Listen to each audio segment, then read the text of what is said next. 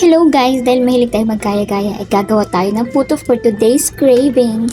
Una, i-mix ang 2 ka cup na flour o 2 ka tablespoon nga baking powder. Isip ninyo ha, ay tinapulan. Isunod ang 1 ka cup nga sukal. Tamis manis pagsalig sa imong ex. Ayaw kalimting asin gamay lang para naipait sa kamatuoran. What? Dinhi nag-add ko 1 teaspoon nga vanilla extract, 2 ka itlog. Dahil butangan na to 1/2 cup oil Butangi og 1 cup nga gatas. o gata.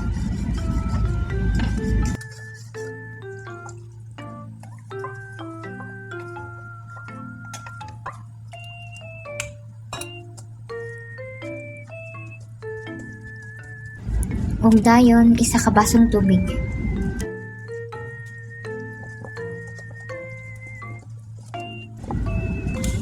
Optional lang ning saging ha, pero nagbutang lang ko kay sayang man kung dili magamit ang saging.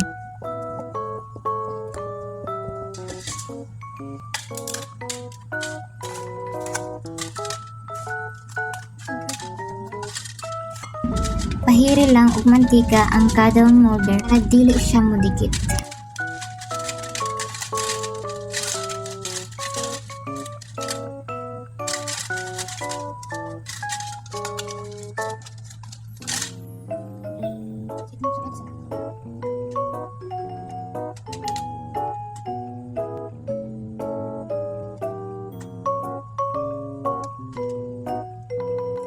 I-steam lang for 10 to 15 minutes hangtod malutod, di ba? Humok pa sa unlan atong puto.